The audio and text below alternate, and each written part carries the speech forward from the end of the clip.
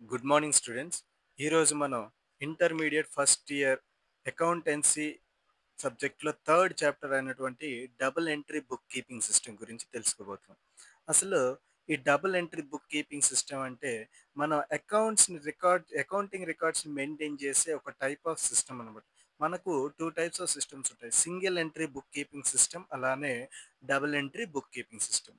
ఇప్పుడు మనం వరల్డ్‌లో ఎక్కడ అబ్జర్వ్ చేసినా సరే డబుల్ ఎంట్రీ బుక్ కీపింగ్ సిస్టమే ఎక్కువగా కనిపిస్తుంది. అసలు ఈ double entry book keeping system అంటే ఏంటి? దీంట్లో అకౌంటింగ్ రికార్డ్స్‌ని ఎలా మెయింటైన్ చేస్తారనేది మనం క్లియర్‌గా ఈ వీడియోలో తెలుసుకోబోతున్నాం. ఫస్ట్ మనం ఒకసారి ప్రతి ట్రాన్సాక్షన్‌ని అనలైజ్ చేస్తే బిజినెస్ ట్రాన్సాక్షన్‌లో మనకు 2 టైప్ ఆఫ్ యాస్పెక్ట్స్ ఉంటాయి. Every transaction has a 2 aspects: receiving or incoming aspect and giving or outgoing aspect. అంటే మన బిజినెస్ రిసీవ్ చేసుకునే యాస్పెక్ట్, లేదా మన బిజినెస్‌లోకి వచ్చే యాస్పెక్ట్ ఒకటి ఉంటది. అలాగే మన బిజినెస్ నుంచి బయటికి వెళ్ళే యాస్పెక్ట్, లేదా మన బిజినెస్ ఇచ్చే aspect, giving aspect from our business అనేది ఇంకోటి ఉంటదన్నమాట. ప్రతి ట్రాన్సాక్షన్‌లో కూడా ఈ 2 యాస్పెక్ట్స్ కంపల్సరీగా ఉంటాయి. Double entry book keeping system means recording the both aspects of a transaction. So double entry book keeping system అంటే మన బిజినెస్లో ఒక ట్రాన్సాక్షన్లో జరిగిన 2 ఆస్పెక్ట్స్ని రికార్డ్ చేయడాన్ని మనం double entry book keeping system అంటాం.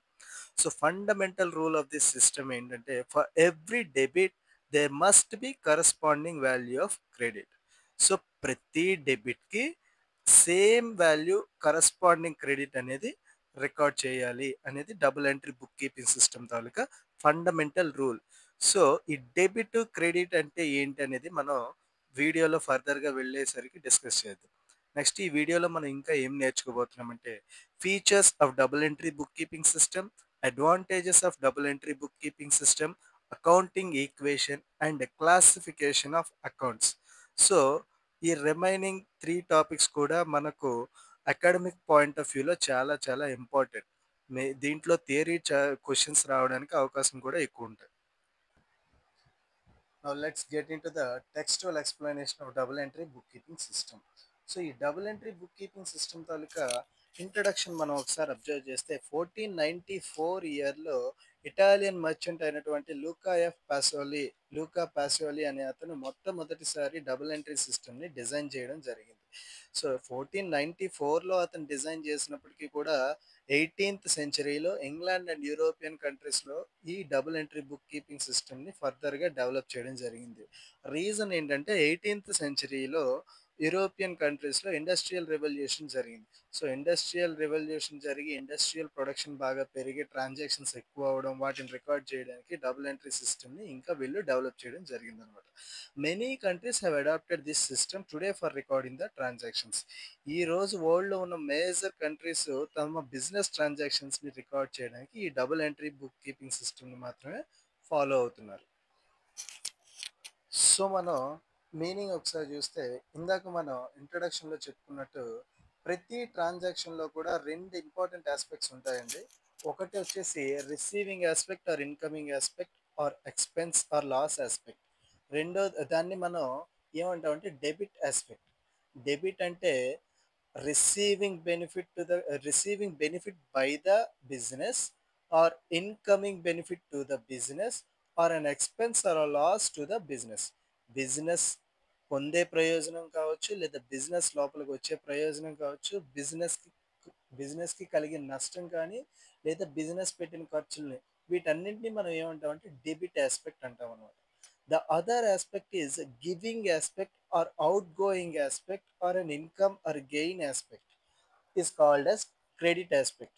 రెండో ఆస్పెక్ట్ ఏంటంటే బిజినెస్ ఇచ్చే ప్రయోజనం కావచ్చు, లేదా బిజినెస్ నుంచి బయటకు వెళ్ళే ప్రయోజనం కావచ్చు, లేదా బిజినెస్కి ఇన్కమ్ ఆర్ గెయిన్, లాభం లేదా ఆదాయం కావచ్చు.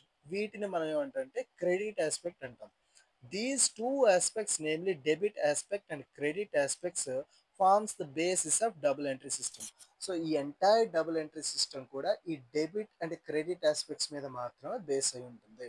Hence the double entry system involves the recording of both of the aspects of a transaction. So అందుకే మనం ఇంట్రొడక్షన్లో చెప్పుకున్నాం, double entry book keeping system అంటే ఒక ట్రాన్సాక్షన్‌లో ఉన్న బోత్ డెబిట్ అండ్ క్రెడిట్ ఆస్పెక్ట్స్‌ని బుక్స్ ఆఫ్ అకౌంట్స్‌లో రికార్డింగ్ చేస్తాం. అందుకే దీన్ని double entry book keeping system అంటాం. So, the fundamental rule under double entry book keeping system is that for every debit there must be corresponding value of credit. So, debit value ఎంతైతే ఉంటుందో credit value కూడా అంతే ఉండాలి. Debit value ఎక్కువ ఉండి credit value తక్కువ ఉన్నా తప్పు. డెబిట్ వాల్యూ తక్కువ ఉండి క్రెడిట్ వాల్యూ ఎక్కువ ఉన్నా కూడా తప్పు. Debits and credit should be equal.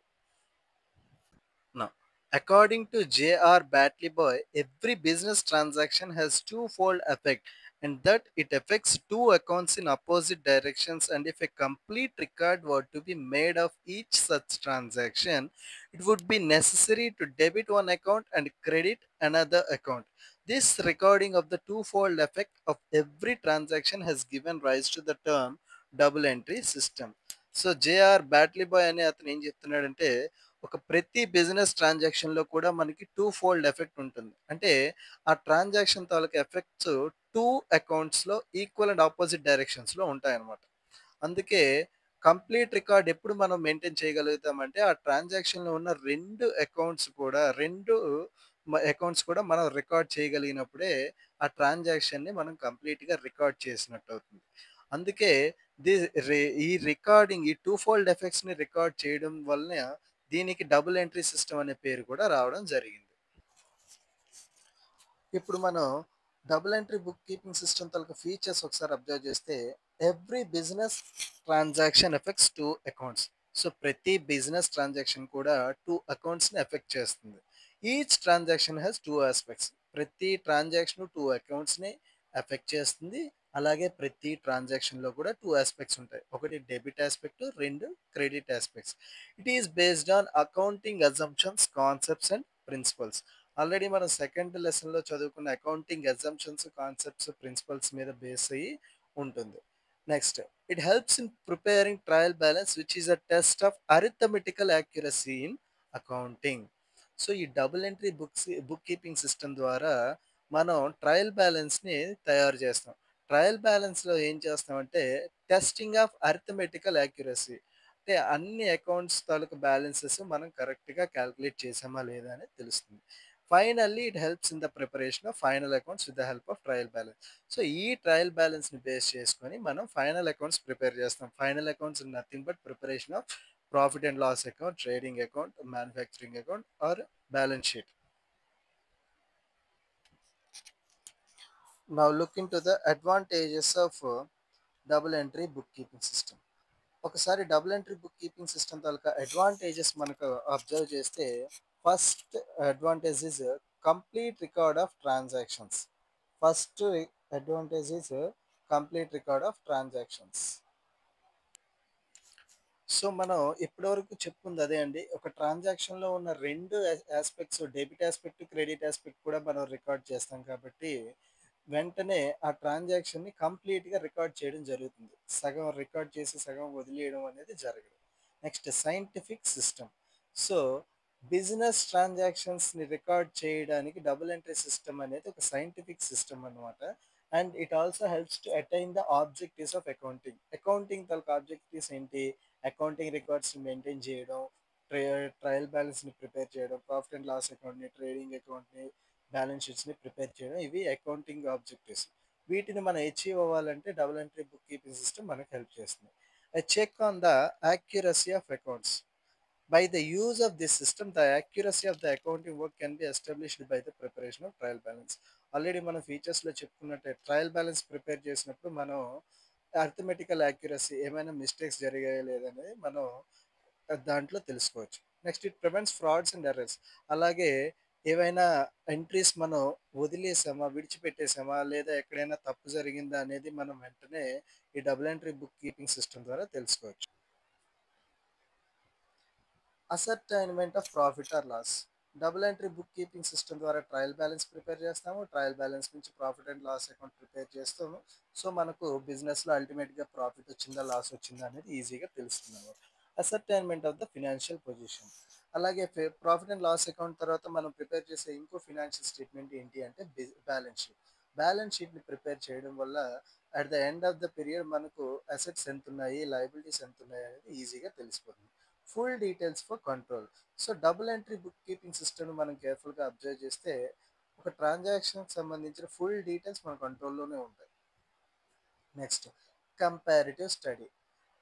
ఏవైతే ఫినాన్షియల్ స్టేట్మెంట్స్ ఈ double entry book keeping system ద్వారా బేస్ చేసుకొని మనం ప్రిపేర్ చేస్తామో వాటి తల కంపారిటివ్ స్టడీ అంటే ప్రీవియస్ ఇయర్తో ఉన్న డేటాని ఈ ఇయర్తో కంపేర్ చేసి మనం డెసిషన్స్ తీసుకోవడానికి కూడా యూస్ఫుల్ అవుతుంది అనమాట. Next, helps in decision making.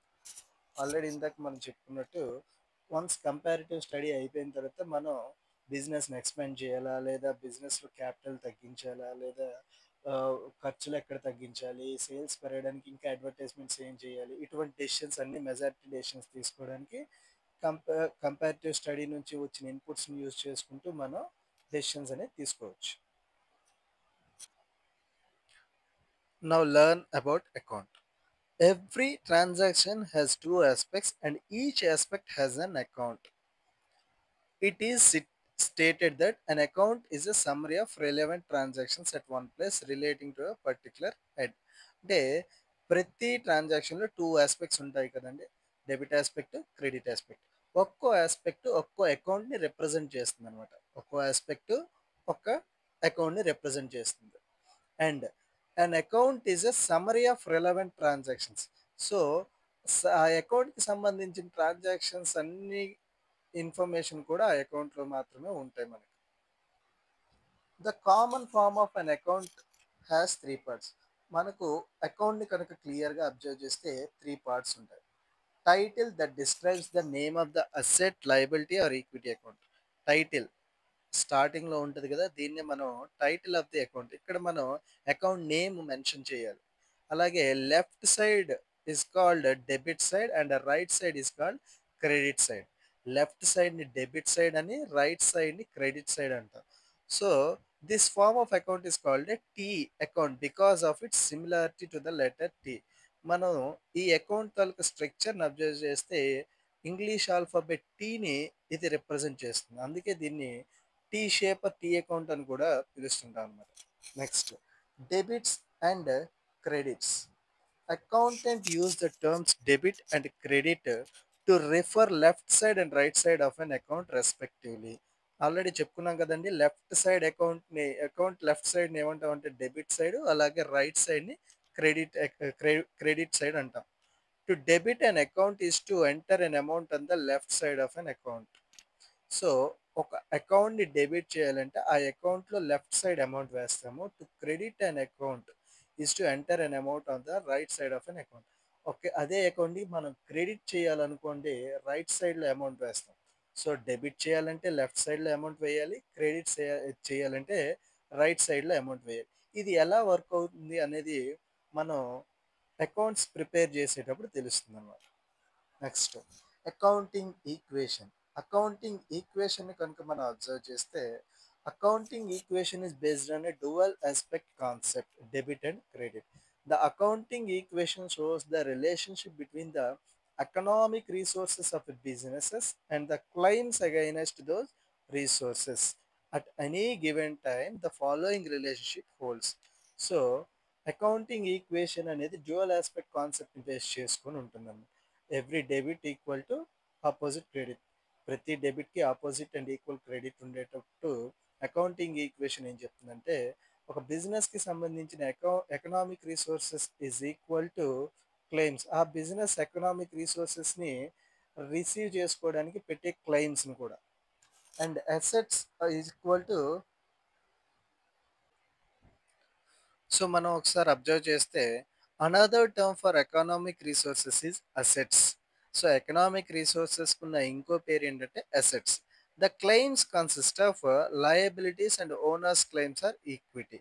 అంటే ఎకనామిక్ రిసోర్సెస్ని మనం అసెట్స్ అంటాము, క్లెయిమ్స్ని ఈక్విటీ ఆర్ లయబిలిటీస్. ఈక్విటీ అంటే ఓనర్ తాలూకా క్యాపిటల్, లయబిలిటీస్ అంటే బిజినెస్ని రన్ చేయడానికి చేసిన అప్పులు.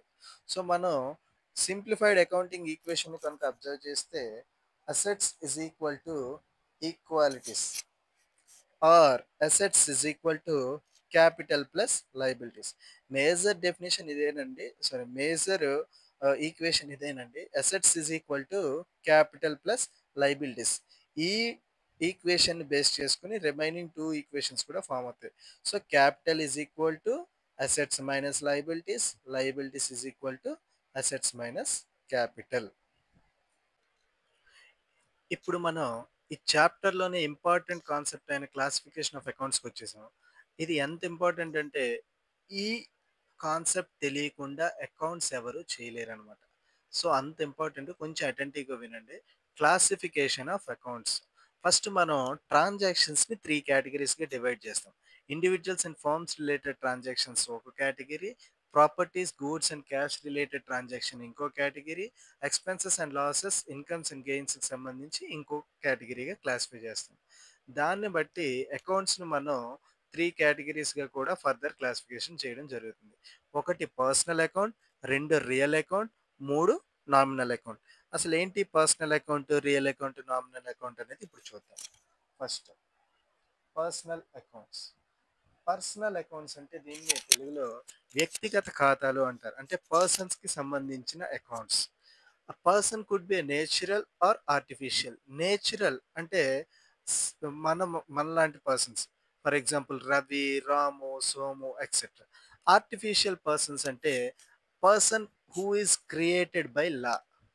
అంటే చట్టం ద్వారా తయారు చేయబడిన వ్యక్తులు. ఫర్ ఎగ్జాంపుల్ కంపెనీస్ కావచ్చు, SBI, Reliance, Aditya Birla finance ఇటువంటివన్నీ కూడా ఆర్టిఫిషియల్ కంపెనీస్ అవుతారన్నమాట. Second type of accounts impersonal accounts. ఈ ఇంపర్సనల్ అకౌంట్స్‌ని కూడా మళ్ళీ 2 టైప్స్‌గా క్లాసిఫై చేశారు. ఒకటి real accounts, 2 nominal accounts. Real accounts అనేది కంప్లీట్‌గా అసెట్ రిలేటెడ్, అసెట్స్‌కి సంబంధించిన అకౌంట్స్ అన్నమాట. అండ్ ఇక్కడ మనకు tangible and intangible. Intangible or tangible గురించి మనం కొంచెం సేపట్లో డెఫినేషన్ అండ్ డిఫరెన్సెస్ తెలుసుకోబోతున్నాం. And nominal account. ఇంతకు ముందు చెప్పుకున్నట్టు దీన్ని తెలుగులో నామమాత్రపు ఖాతా అంటారండి. అండ్ రియల్ అకౌంట్ అంటే వాస్తవిక ఖాతా అంటారు. సో డెఫినేషన్స్ కనుక ఒకసారి అబ్జర్వ్ చేస్తే personal accounts, the accounts which related to individuals or persons are known as personal accounts. Natural persons, artificial persons. Next ఇక్కడ ఒక చిన్న నోట్ పాయింట్ ఇచ్చాడు. నోట్ పాయింట్ చాలా ఇంపార్టెంట్ అండి.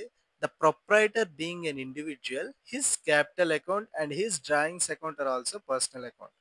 ప్రొప్రైటర్ అనే అతను ఇండివిజువల్ పర్సన్ కాబట్టి అతని తాలూకా క్యాపిటల్ అకౌంట్ని అలాగే అతని తాలూకా డ్రాయింగ్స్ అకౌంట్స్ని కూడా పర్సనల్ అకౌంట్స్గానే క్లాసిఫై చేయడం జరిగింది. Real accounts. రియల్ అకౌంట్స్ మీరు ఒకసారి అబ్జర్వ్ చేస్తే accounts relating to properties and assets which are owned by the business concern or real accounts. So real accounts అనేది కంప్లీట్‌గా అసెట్ రిలేటెడ్ ఇన్ఫర్మేషనే ఇందులో ఉంటుందండి. బిజినెస్ రిలేటెడ్ అసెట్స్ మాత్రమే. మన పర్సనల్ అసెట్స్ ఇందులో రావు. Next which include tangible and intangible. Tangible అంటే the assets which we can see and we can touch. మనం ఆ అసెట్స్‌ని చూడగలం. అలాగే వాటిని మనం టచ్ చేయగలం. అలాగే ఫీల్ అవ్వగలం. Intangible assets. ఇంటాంజిబుల్ అసెట్స్ అంటే మన కంటికి కనిపించవు. మనం వాటిని టచ్ కూడా చేయలేం. కానీ బిజినెస్‌లో వాటి ప్రెజెన్స్ అనేది కంపల్సరీగా మనం ఫీల్ అవుతాం. ఇక్కడ టాంజిబుల్ అసెట్స్‌కి బోలెడన్ని ఎగ్జాంపుల్స్ ఇచ్చాడండి. Land, building, machinery, furniture, stock. ఇక్కడ వరకు ఇవన్నీ టాంజిబుల్ అసెట్స్‌కి సంబంధించిన ఎగ్జాంపుల్స్. ఇన్‌టాంజిబుల్ అసెట్స్ అంటే గుడ్ విల్. ఈ గుడ్ విల్ అనేది మనకు కనిపించదండి. మనం చూడలేము. కానీ ఇది బిజినెస్‌కి చాలా ఇంపార్టెంట్. సెకండ్ ఇయర్‌లో పార్ట్నర్‌షిప్ అకౌంట్స్ అనే ఒక కాన్సెప్ట్ ఉంటది. అక్కడ ఈ గుడ్ విల్ పాయింట్ మనకు చాలా చాలా యూజ్ అవుతుంది. సో, గుడ్ విల్ అనేది ఇంటాంజిబుల్ అసెట్ అన్నమాట. Next nominal accounts. These accounts do not have any existence, form or shape. So, ఇవి నామమాత్రపు ఖాతాలు. Just for the sake of finalization of accounts. అందుకే మనం ఈ నామినల్ అకౌంట్స్‌ని ప్రిపేర్ చేస్తాం కానీ వీటికి ఎటువంటి షేప్ కానీ, ఫార్మ్ కానీ ఎగ్జిస్టెన్స్ అనేది ఉండదు. They relates to incomes and expenses of gains and losses of business concern. బిజినెస్‌కి సంబంధించిన incomes and expenses, gains and లాసెస్‌ని రిలేట్ చేసుకొని ఈ నామినల్ అకౌంట్స్ అనేవి ఉంటాయి. కానీ ఎక్కువ డేటా బిజినెస్‌కి సంబంధించిన మెజారిటీ డేటా ఈ నామినల్ అకౌంట్స్ రూపంలోనే మనకి కనిపిస్తుందన్నమాట. సాలరీ అకౌంట్ కావచ్చు, commission account, rent account, discount account, ఇలా చాలా అకౌంట్స్ ఉంటాయి. ఇవన్నీ కూడా నామినల్ అకౌంట్స్. సో ఇప్పుడు మనం టైప్స్ ఆఫ్ అకౌంట్స్ తెలుసుకున్నాం కదా. నెక్స్ట్ వీటి తాలూకా రూల్స్ తెలుసుకుందాం. అసలు ఈ టైప్స్ ఆఫ్ అకౌంట్స్ని ఎలా మనం డెబిట్ ఆస్పెక్ట్ ఎలా గుర్తించాలి, క్రెడిట్ ఆస్పెక్ట్ ఎలా గుర్తించాలి అనేది ఇప్పుడు తెలుసుకుందాం. పర్సనల్ అకౌంట్స్ మనం అబ్జర్వ్ చేస్తే debit the receiver, credit the giver. అంటే మన బిజినెస్కి రిసీవర్ని డెబిట్ చేస్తాం. పర్సనల్ అకౌంట్ మన బిజినెస్ నుంచి ఎవరైతే రిసీవ్ చేసుకుంటారో బెనిఫిట్, వాళ్ళని డెబిట్ చేస్తాం. క్రెడిట్ ద గివర్, మన బిజినెస్కి ఎవరైతే బెనిఫిట్ ఇస్తారో వాళ్ళను క్రెడిట్ చేస్తాం. అర్థమైందా?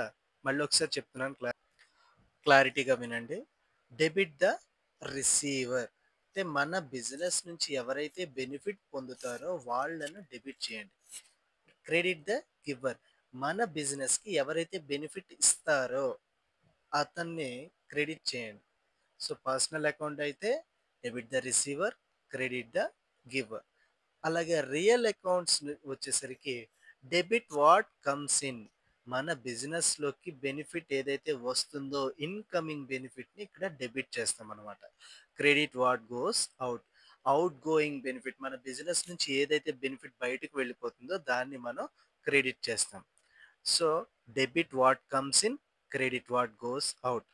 Incoming benefit to the business should be debited, outgoing benefit from the business should be credited. Nominal accounts debit all expenses and losses, బిజినెస్కి సంబంధించిన అన్ని ఖర్చుల్ని నష్టాలని కూడా డెబిట్ చేయండి. Credit all incomes and gains, అన్ని ఆదాయాల్ని మరియు లాభాలను క్రెడిట్ చేయండి. సో ఈ 3 అకౌంట్స్కి సంబంధించిన 6 రూల్స్ మనకు వస్తే A to Z complete accounts మనం ప్రిపేర్ చేయగలం. సో ఇప్పుడు మనం ఒక ట్రాన్సాక్షన్ని ఈ కింది 3 స్టెప్స్ ద్వారా అనలైజ్ చేయగలం. ఫస్ట్ ట్రాన్సాక్షన్ని ఐడెంటిఫై చేయండి.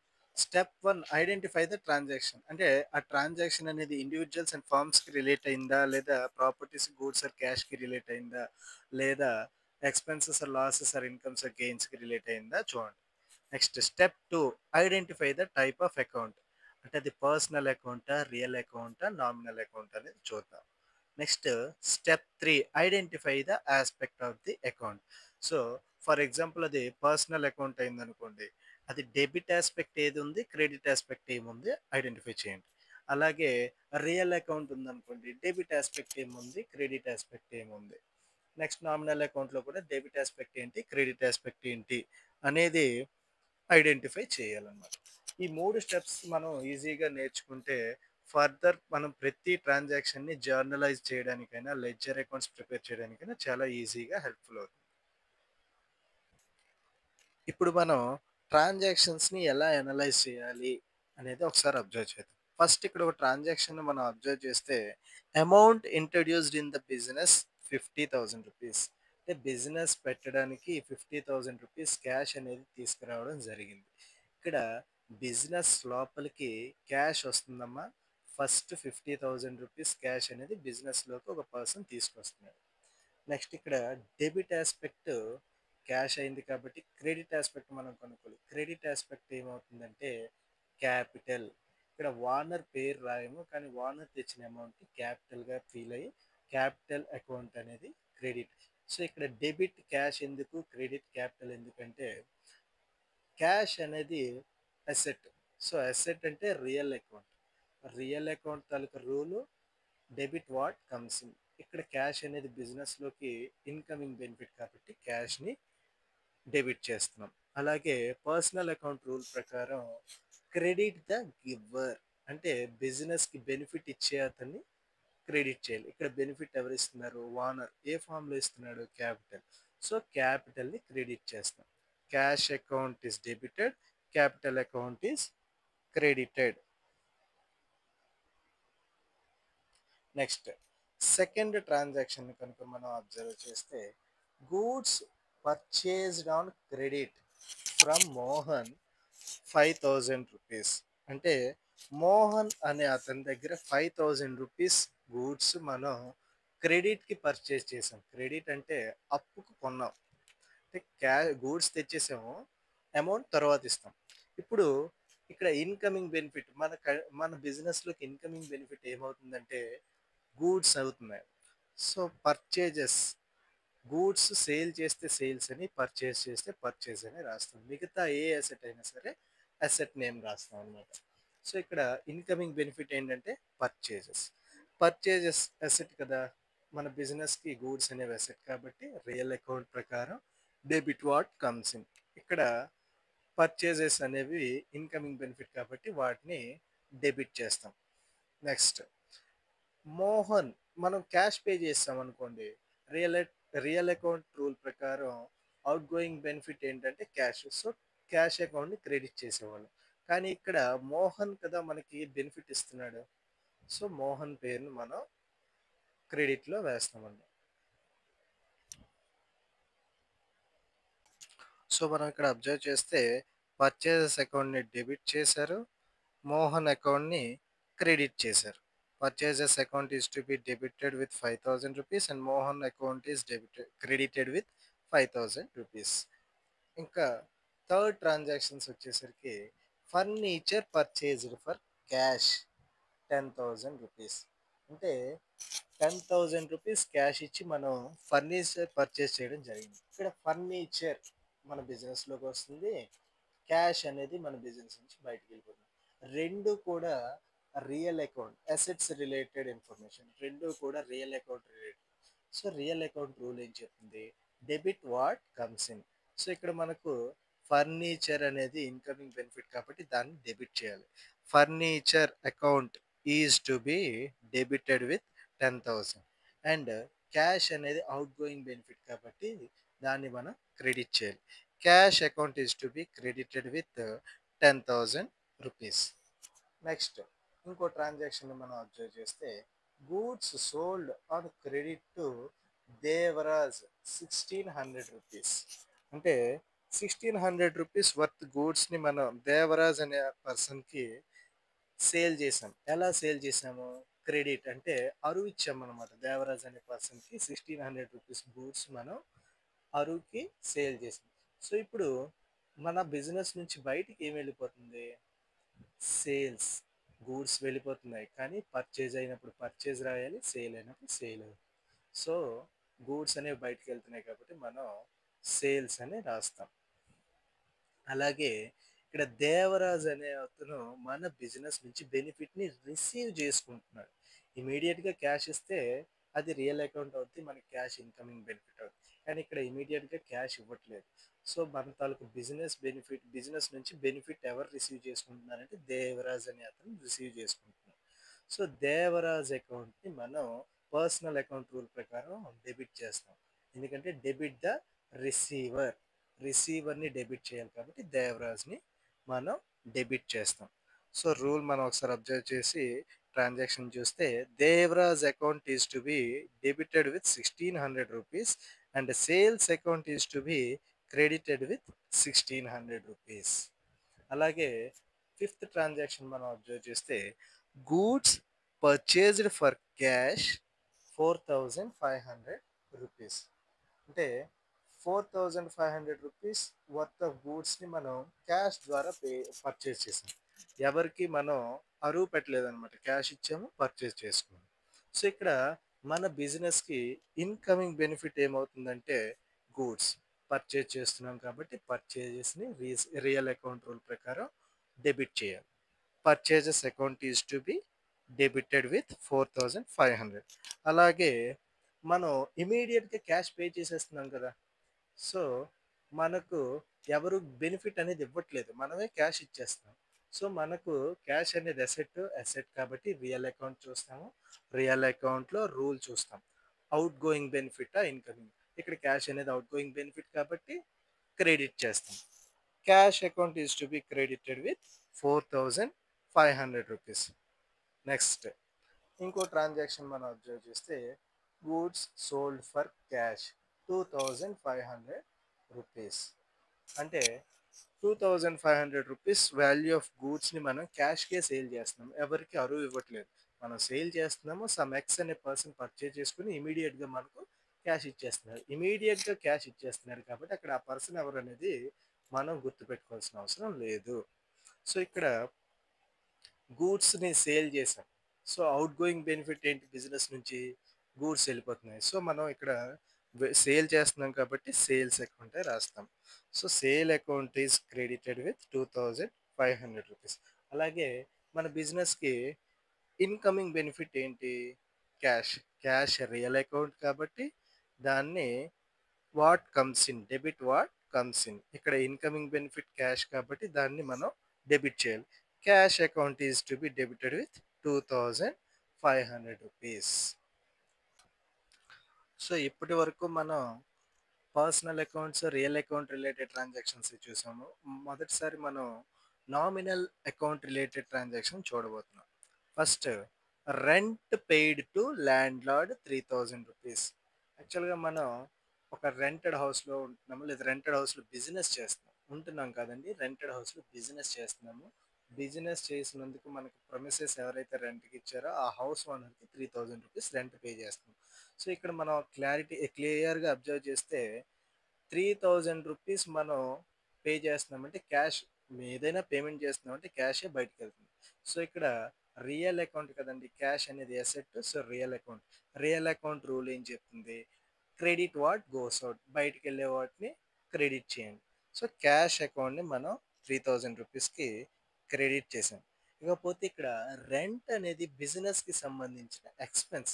సో, బిజినెస్ రన్ చేయడానికి మనం పెట్టే ఖర్చుల్లో రెంట్ కూడా ఒకటి. సో, ఈ ఎక్స్‌పెన్స్ అనేది nominal account. Nominal account rule ఏంటి? Debit all expenses and losses. బిజినెస్‌కి సంబంధించిన అన్ని ఖర్చుల్ని మరియు నష్టాల్ని డెబిట్ చేయాలి. ఇక్కడ రెంట్ అనేది ఖర్చు కాబట్టి మనం దాన్ని డెబిట్ చేస్తాం. Rent account is debited with రూ. 3000. నెక్స్ట్, ఇంకో ట్రాన్సాక్షన్ మనం అబ్జర్వ్ చేస్తే కమిషన్ రిసీవ్డ్ ఇన్ క్యాష్ రూ. 2000. మనం ఒక బిజినెస్ చేస్తున్నందుకు కొంత కమిషన్ని రిసీవ్ చేసుకున్నాం. ఇక్కడ కమిషన్ రిసీవ్ చేసుకున్నామంటే క్యాషే ఇస్తాడు. కానీ ఎందుకు ఇచ్చాడంటే పర్పస్ ఏంటంటే కమిషన్ అనమాట. సో, ఇక్కడ మనకు బిజినెస్‌కి ఇన్‌కమింగ్ బెనిఫిట్ ఏమవుతుంది అంటే cash. So, cash account real account కాబట్టి రూల్ ఏం చెప్తుంది? Debit what comes in. ఇక్కడ మనం క్యాష్ అకౌంట్‌ని డెబిట్ చేస్తున్నాం. Cash account is debited with రూ. 2000. అలాగే నెక్స్ట్, మనకు ఎందుకొచ్చిందా క్యాషు? ఎందుకొచ్చిందంటే కమిషన్ కోసం వచ్చింది. ఇక్కడ కమిషన్ అనేది బిజినెస్‌కి ఇన్‌కమ్ అనమాట. So, incomes and gains should be credited according to nominal account rule. Nominal account rule ఏం చెప్తుందంటే బిజినెస్‌కి వచ్చే ఆదాయాలను లేదా లాభాలను క్రెడిట్ చేయండి అని. అందుకే మనం కమిషన్ అకౌంట్‌ని రూ. 2000తో క్రెడిట్ చేస్తున్నాం.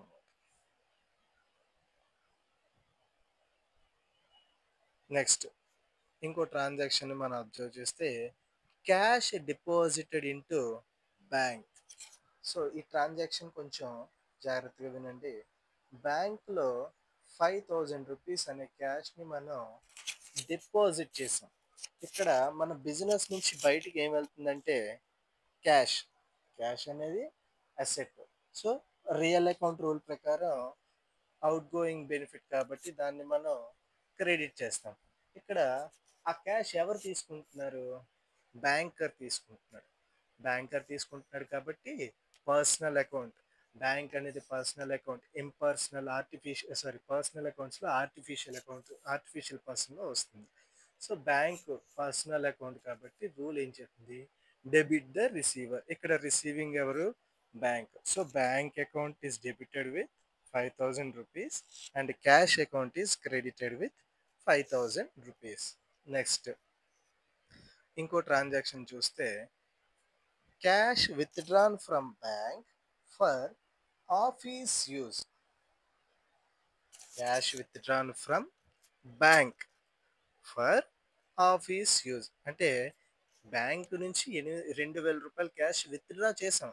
కానీ ఇక్కడ పర్పస్ ఏంటంటే ఆఫీస్ యూజ్ బిజినెస్ పర్పస్ కోసమే 2000 విత్డ్రా చేసాం. సో ఇక్కడ ఇన్కమింగ్ బెనిఫిట్ ఏంటి? క్యాష్. డెబిట్ డెబిట్ ఏం చేయాలి? Cash. Cash account is debited.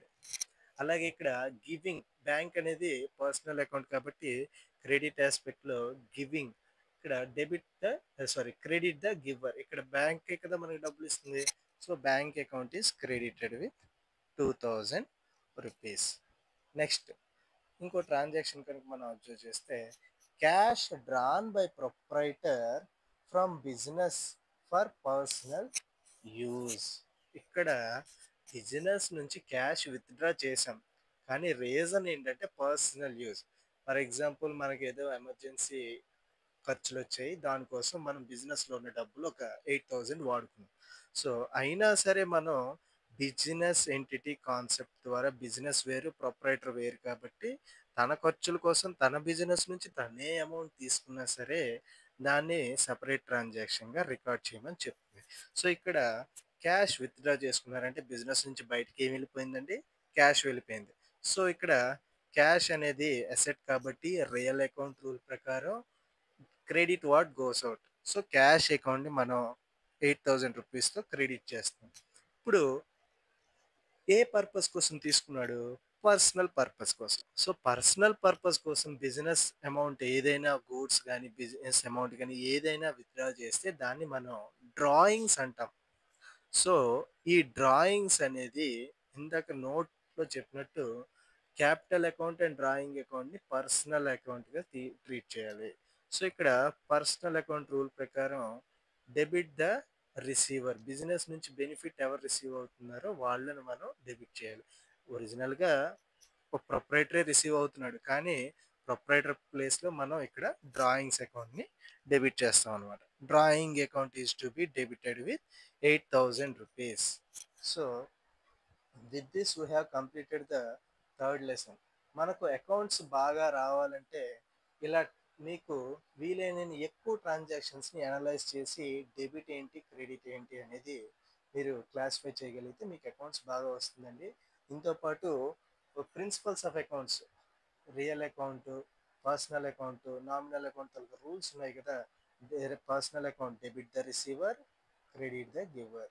Real account debit what comes in, credit what goes out. Nominal account debit all expenses and losses, credit all incomes and gains. ఈ 6 rules కనుక మీరు బాగా master చేయడం అంటే బాగా నేర్చుకుంటే మీరు ఫర్దర్గా అకౌంట్స్లో ఎటువంటి ఇబ్బంది లేకుండా ప్రతి సమ్స్ కూడా చేసుకోవడం జరుగుతుంది.